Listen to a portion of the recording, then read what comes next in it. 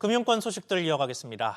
62조 원 규모의 비트코인 5지급 사태를 일으킨 빗썸에 대한 국회의 긴급 현장 질의가 진행되고 있습니다.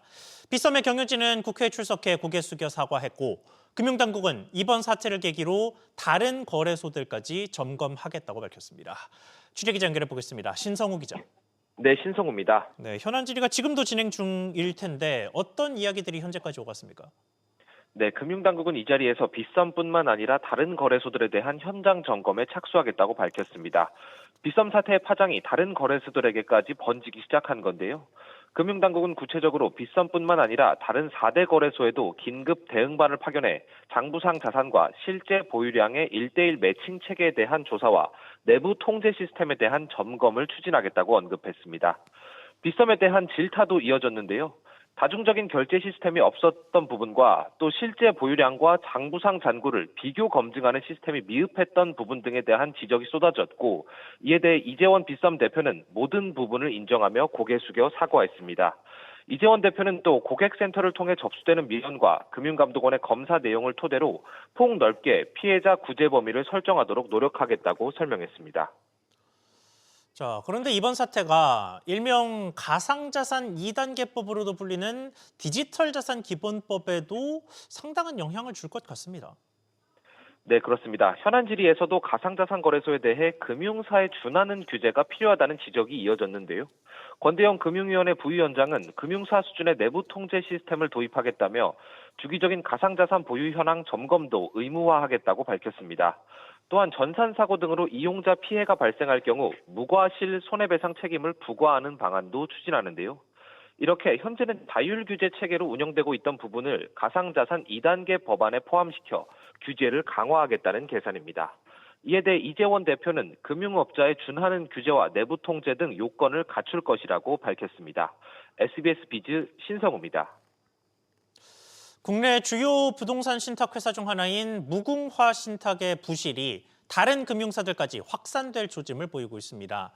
대출금도 못 돌려받고 또 받을 돈도 못 받게 된 금융사들이 속출하는 모양새인데 자세한 상황 알아보겠습니다. 윤지혜 기자. 네, 윤지혜입니다. 네, 무궁화 신탁의 부실이 어떻게 확산되고 있는 겁니까? 무궁화 신탁 관련 부실이 수면 위로 떠오르게 된 계기가 된 건 SK증권이 실행한 1,500억 원 규모의 주식담보대출이었습니다. 이후 원금을 상환받지 못한 다른 투자자들도 속속 나타나면서 무궁화 신탁발 부실 부담은 SK증권을 포함해 외부 금융권으로 일파만파 확산하고 있습니다. 기한이익 상실이 닥치자 무궁화 신탁은 사모펀드와 공제조합 자금을 활용해 상환전환 우산주와 후순위채를 발행하면서 유동성을 이어왔는데요. 하지만 이 과정에서 손실 위험이 증권사와 사모펀드, 건설공제조합 등으로 전가된 것으로 전해지고 있습니다. 무궁화 신탁은 금융당국으로부터 경영 개선 명령을 받은 상태지만 재무 개선이 유연한 상황입니다. 네, 여기에다가 무궁화 신탁이 맺은 책임준공형 신탁 계약을 둘러싼 리스크, 여기에 부동산 PF 부실 문제까지도 떠오르는 양상이죠. 네, 그렇습니다. 무궁화 신탁은 책임준공형 신탁 계약을 맺은 사업장이 다수 있는데요. 시공사가 기한 내 공사를 완료하지 못하면 신탁사가 대신 준공을 마쳐야 하는데 이를 어길 경우 PF 대주단에 돈을 물어줘야 합니다. 무궁화 신탁이 책준형 신탁 계약으로 인해 새마을금고 등에 물어줘야 하는 돈만 5천억 원대에 달하는 것으로 파악됐습니다. 무궁화 신탁은 경영권을 매각해서 자금을 마련하려고 하지만 부동산 신탁사 업황 부진과 우발 채무 등이 드러나며 매각이 난항을 겪고 있습니다. 무궁화 신탁 정상화와 매각이 지연될 경우 이미 부동산 PF 시장이 악화된 상황에 금융권의 연쇄적인 타격을 야기할 수 있다는 우려도 불거집니다. SBS 비즈 윤지혜입니다. 다음으로 정부의 민생 관련 대응 상황들 연달아 짚어보겠습니다. 최근에 정부는 민생과 얽혀있는 각종 불법 행위들을 찾아내고 단속하는 데 열을 올리고 있습니다. 이런 가운데 금융감독원이 민생 금융범죄 차단을 위한 간담회를 열었습니다. 피해자의 신고가 이루어지면 가능한 구제 조치를 한 번에 시행하는 원스톱 시스템을 구축하기로 했는데 자세한 내용 들어보겠습니다. 이정민 기자. 네, 이정민입니다. 네, 간담회에서 어떤 논의가 벌어졌습니까? 네, 금융감독원은 은행연합회 등 9개 협회 임원, 그리고 주요 금융회사 12곳의 소비자보호 담당 임원들과 민생침해 금융범죄 척결을 위한 금융권 간담회를 진행했습니다. 민생침해 금융범죄를 국정과제로 정한 이재명 정부의 기조 아래 잔인한 금융 혁파를 올해 15대 핵심 과제 중 하나로 정하고 금융권과 협력하는 자리를 가진 건데요. 금감원은 이 자리에서 다음 달부터 한 번의 신고만으로 피해 구제를 위한 모든 정부 서비스를 신청하는 원스톱 지원 체계를 운영하겠다고도 설명했습니다. 피해자가 신고하면 수사 의뢰, 가해자의 전화번호 차단, 채권 추심 중단 사전 경고 등이 한 번에 신청될 수 있도록 하는 시스템을 시행하겠다는 겁니다. 네, 다만 결국 범죄로 인해서 피해가 실질적으로 발생하는, 그러니까 돈이 빠져나가는 순간은 금융사의 계좌에서 발생하잖아요. 업계의 노력이 중요하겠습니다. 그렇습니다. 금감원은 실제 피해 구제로 연결되기 위해서는 불법 사금융 이용 계좌를 적시에 거래 정지하는 금융회사의 역할이 무엇보다 중요하다고 밝혔는데요. 금감원이 피해자로부터 신고받은 불법 사금융 계좌 정보를 금융회사에 제공하면 금융회사가 고객 확인 절차를 거쳐 거래 정지를 시켜야 추가 피해를 막을 수 있기 때문입니다. 간담회에 참석한 은행연합회는 불법 사금융 이용계좌 신속 차단을 위한 시스템 구축을 추진 중이라며 점점 진흥화되는 민생금융 범죄수법에 대응해 소비자보호부서와 자금세탁방지부서 간 연계를 발전시켜 나가겠다고 말했습니다. 이외에도 금감원은 불법 사금융을 직접 수사하는 민생특사경을 도입해 피해 확산을 조기에 차단하겠다고 선언했습니다. SBS 비즈 이정민입니다. 또 최근에 정부 차원에서 대대적인 조사에 나선 사안이 각종 생필품 업체들의 담합과 불법 의혹입니다. 이에 민생 물가를 관리하는 장관급 태스크포스가 꾸려져 첫 회의를 열었습니다. 담합이나 세금 문제 등 산발적으로 벌어졌던 단속과 조사가 체계화될 것으로 보이는데 자세한 계획 짚어보겠습니다. 정윤영 기자. 네, 정은영입니다. 네, 이번에 발족한 TF의 구체적인 운영 체계가 어떻게 됩니까? 네, TF는 구윤철 경제부총리를 의장으로 불공정거래 점검팀, 정책지원 부정수급 점검팀, 유통구조 점검팀 등 3개 팀으로 운영됩니다. 먼저 불공정거래와 관련해선 담합, 경쟁 제한 등 독과점적 시장 구조를 악용하는 사례를 단속하고 조사하겠다는 계획입니다. 또 할당관세, 할인 지원, 비축 물량 방출 등 주요 물가 안정 정책의 이행 실태를 점검하고 부정수급 적발 시 즉시 수사를 의뢰하고 개선 방안을 마련하겠다는 방침입니다. 소비자단체와 협업해 유통단계별 실태 조사도 진행할 계획입니다. TF는 상반기 집중 운영 예정입니다. 네, 특히 불공정거래 감시에 무게를 두는 모습이죠. 그렇습니다. 불공정거래 점검팀은 공정거래위원회 부위원장을 팀장으로 꾸려지는데요. 독점이 고착화되어 있는 불공정 품목, 물가에 부담을 주는 품목에 대한 가격 모니터링을 강화합니다. 또 불공정 우려 품목에 대해 공정위와 소관부처가 합동 현장 조사를 실시할 계획인데요. 조사 결과 불공정 행위가 발견되는 경우 가격 원상복구를 위한 조치에 나설 방침입니다. 특히 설탕과 밀가루 같이 불공정 행위가 자주 일어나는 품목에 대해선 제재뿐만 아니라 사후 관리까지 나설 계획인데요. TF 종료 시까지 매주 가격 추이를 보고받을 방침입니다. SBS 비즈 정은영입니다. 이렇게 정부의 물가 압박 수위가 높아지고 있는데도 전방위적인 가격 인상은 계속되고 있습니다. 백다방과 버거킹 등 외식업체부터 시력 교정에 필수적인 콘택트 렌즈도 연달아 인상 소식이 전해졌습니다. 정대한 기자. 네, 정대한입니다. 네, 이걸 정부의 압박을 신경 쓰지 않는다고 봐야 할지 아니면 이번을 인상의 마지막 기회로 삼는 건지를 잘 모르겠습니다. 업체별의 인상 내용 전해주시죠. 네, 백다방은 설 연휴와 발렌타인데이를 앞두고 두바이 초콜릿 제품을 재출시하며 가격을 올렸습니다. 손바닥만한 초콜릿 하나의 가격은 지난해 16,000원이던 걸 이번에 18,000원으로 12.5% 인상한 것으로 나타났습니다.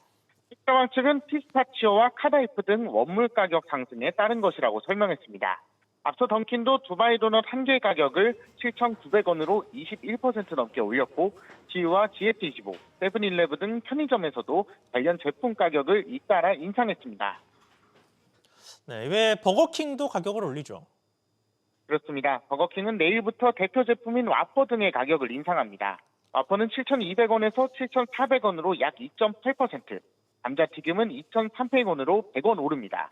앞서 지난해 1월에도 일부 제품 가격을 100원씩 인상했던 버거킹은 패티와 번 등 원자재와 배반 비용이 지속적으로 상승한 영향이라고 설명했습니다. 콘택트 렌즈 인상도 이어지고 있는데요. 바시롬이 이달부터 일부 제품 가격을 최대 23% 인상한 가운데 알코는 다음 달부터 일부 제품 가격을 최대 16%가량 올릴 예정입니다. SBS 비즈 정대한입니다. 우리 고용 상황도 보겠습니다. 청년층의 고용은 자꾸 줄고 고령층이 고용 시장을 주도하던 흐름에 균열이 발생했습니다. 그런데 균열의 방향이 긍정적이지는 않습니다. 전체 취업자 수는 13개월 만에 가장 적게 늘었는데 고령층의 고용까지 위축됐습니다.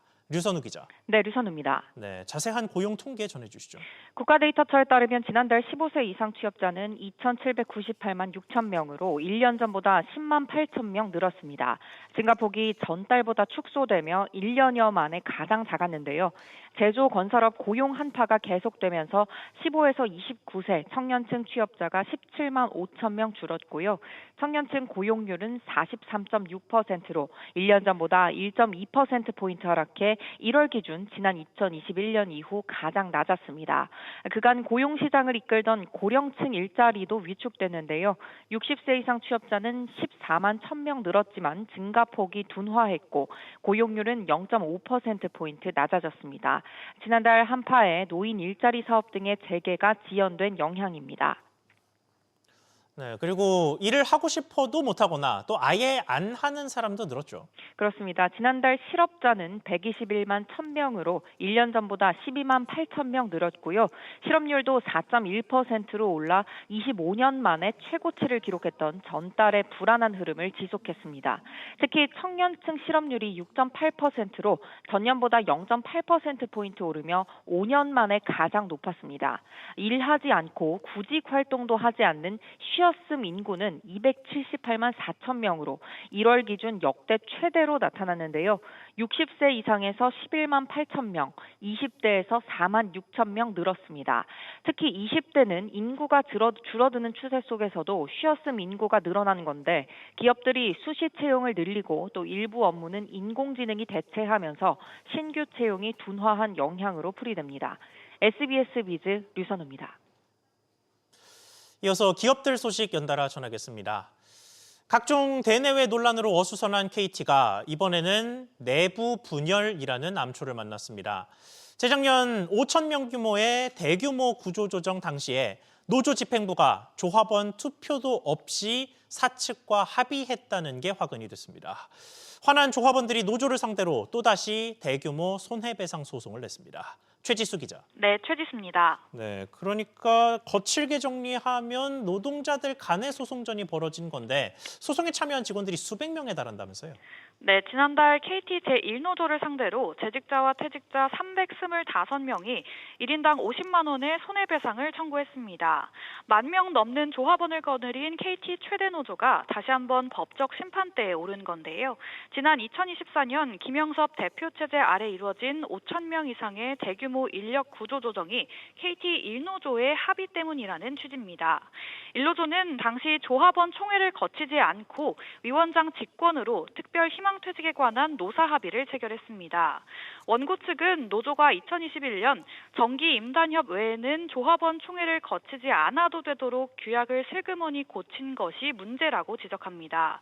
이 독소 조항 때문에 근로조건이 후퇴하고 조합원의 절차적 권리가 짓밟혔다는 주장입니다. 실제 당시 2,800여 명이 희망퇴직하고 1,700여 명은 자회사로 전출되는 등 큰 폭의 인력 조정이 이루어졌습니다. 앞서 조합원 189명이 노조를 상대로 먼저 제기한 손해배상 청구에서도 법원이 1인당 50만 원씩 지급하라고 판결한 바 있습니다. 네, 그러니까 노조가 한 번 패소했던 소송이 다시 더 크게 제기가 됐다는 이야기인데 KT 노조 측의 입장은 뭡니까?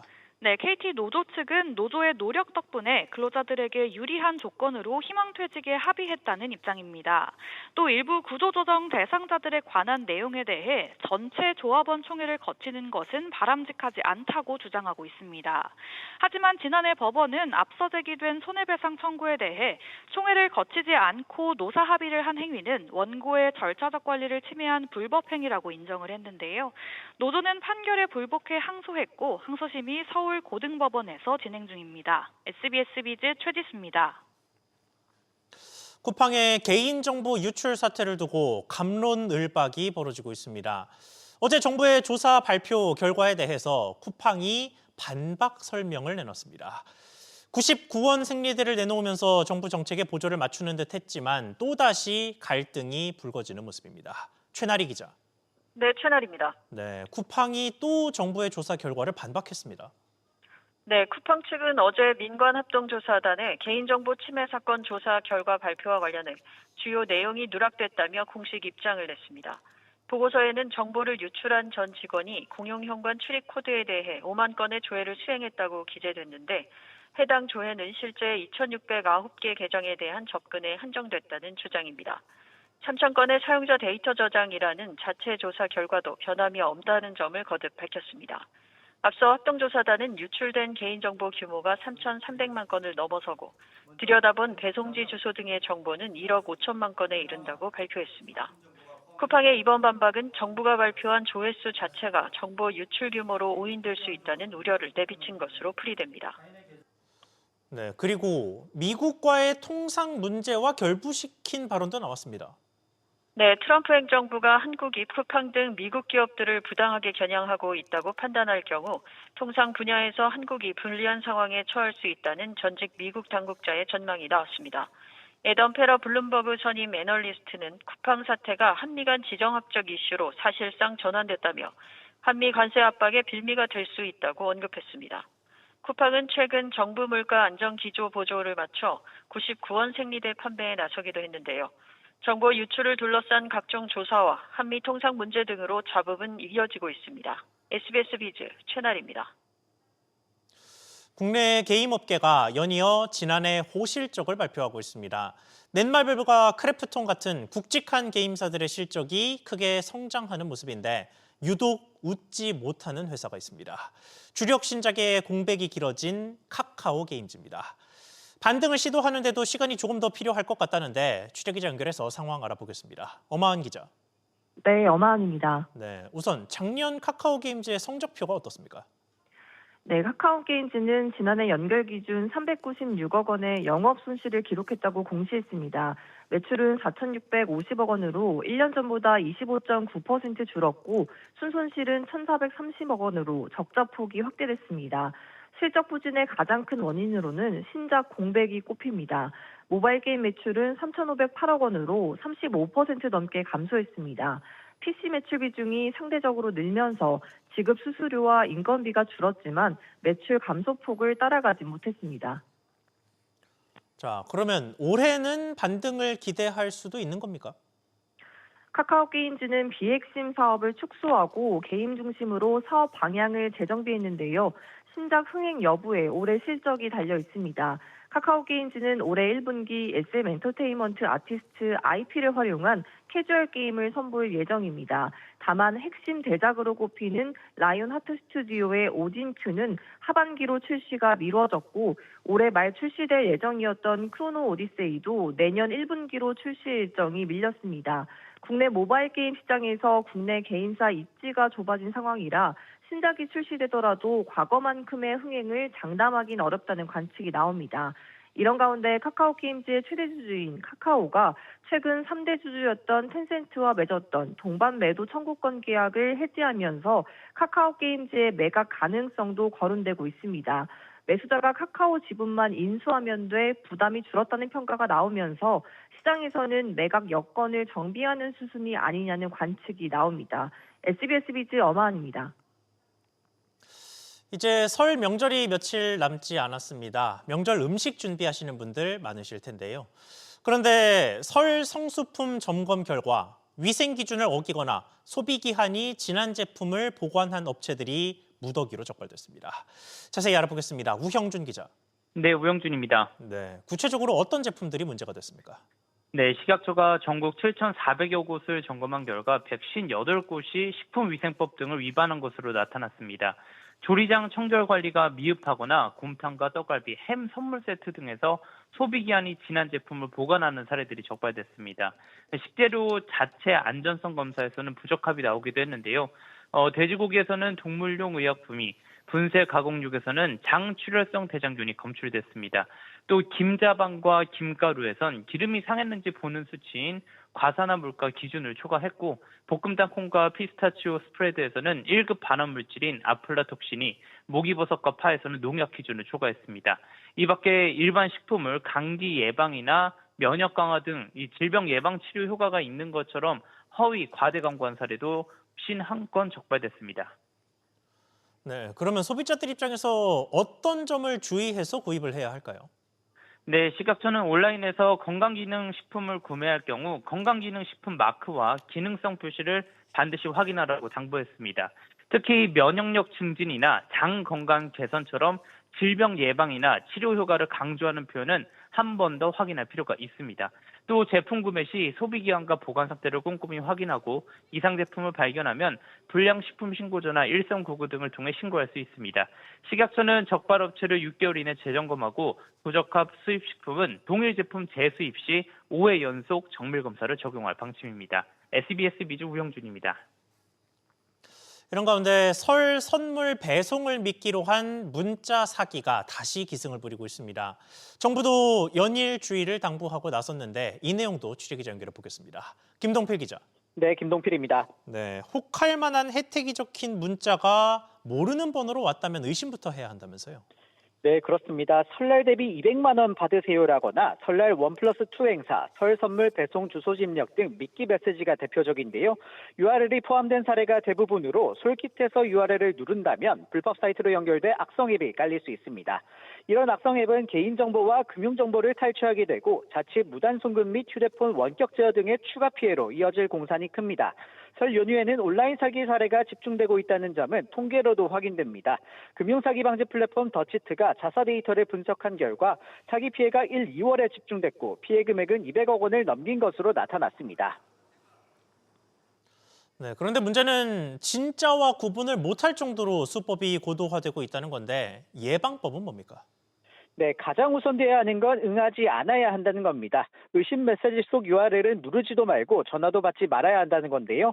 URL이 진짜인지 간단하게 확인할 수도 있습니다. 카카오톡 채널 보호 나라를 추가한 뒤 수신한 메시지를 입력하면 10분 내로 악성, 주의, 정상 등으로 구분됩니다. 특히 최근에 문자뿐 아니라 카카오톡 메시지나 인스타그램 DM 등으로도 이런 사기가 확산하고 있어서 각별한 주의가 필요합니다. SBS 비즈 김동필입니다.